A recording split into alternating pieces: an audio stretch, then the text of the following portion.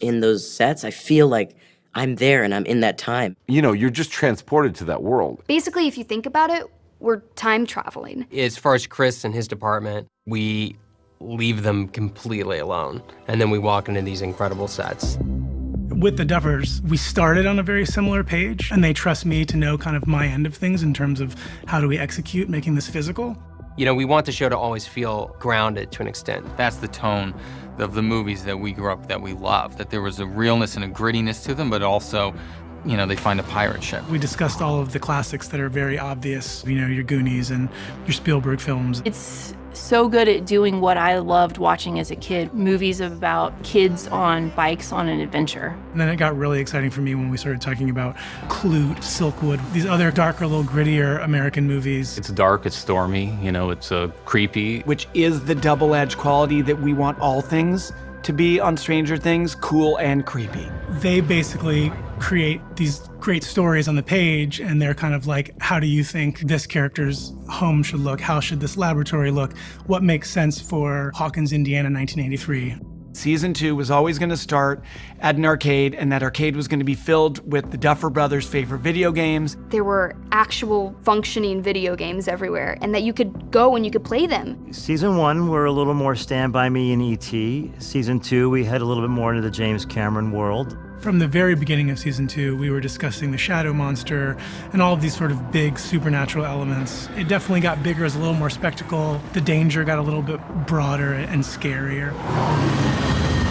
We knew our biggest hurdle over the course of the season was going to be the tunnel systems. The tunnels were really exciting season 2 because it was something wholly new, you know, it was sort of this, essentially the upside down infecting our world physically. Whenever we have a very complicated sequence, Michael storyboards it, and he's kind of our secret weapon. They all were on the same page. They wanted something that was growing and organic feeling and kind of mysterious, and of course it's the upside down, so it has to be scary. It was daunting. It was not like anything we had designed or built on our show. Started with plywood rings, and we'd wrap back around with essentially chicken wire. And then we used a 3-pound foam throughout the entire interior surface to give us that more organic shape. And scenics would come back in to make it look freaky. It looked real. It looked like a really nasty upside down. We ended up filling a massive warehouse full of tunnels. You know, it just kept growing and growing and growing and growing. You know, I defer to the script ultimately, and I find so much of the inspiration for what we're doing is just there on the page. Chris is able to really pinpoint what the brothers are imagining or envisioning when they're writing. It's all collaborative. They found these neighborhoods that seem completely unchanged from the 80s. And then Chris takes those houses, uses them for inspiration, and then builds these incredible sets. A big part of the initial process is location scouting. We've got a really fantastic location department here. Literally every department here is essential to bringing that tone to its right spot. It's the same with the lighting and, I mean, the editing and everything. So you have a certain obsessiveness every step of the way. But to create an authentic period world requires thousands of specific decisions. That sheet, that cassette tape on that bedroom dresser. And that's when it gets really kind of nitty gritty with references and with drawings. And we start to, I get together with my set decorator and we talk about, you know, wallpaper and floor finishes and paint colors. And, you know, so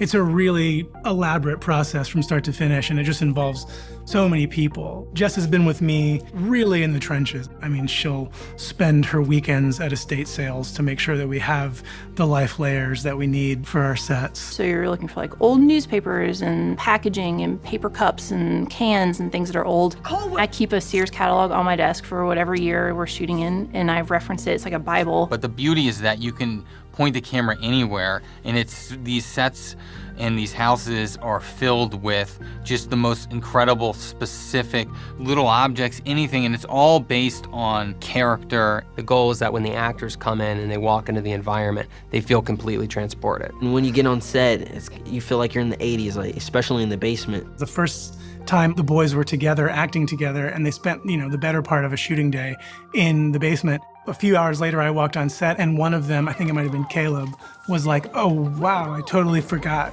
that we were on a set. You know, it made me feel like we'd done our job. Mom, we're in the middle of a campaign. I think the most important part of the process is understanding who the characters are. The stories are so foolproof and really well put together that, it gives us a really good palette to start building our world off of. We have a story that we want to tell, and we're making sure that everything is in service of the story. You hire people who know more about that area and are more talented in that department than you are, and then you let them do their thing.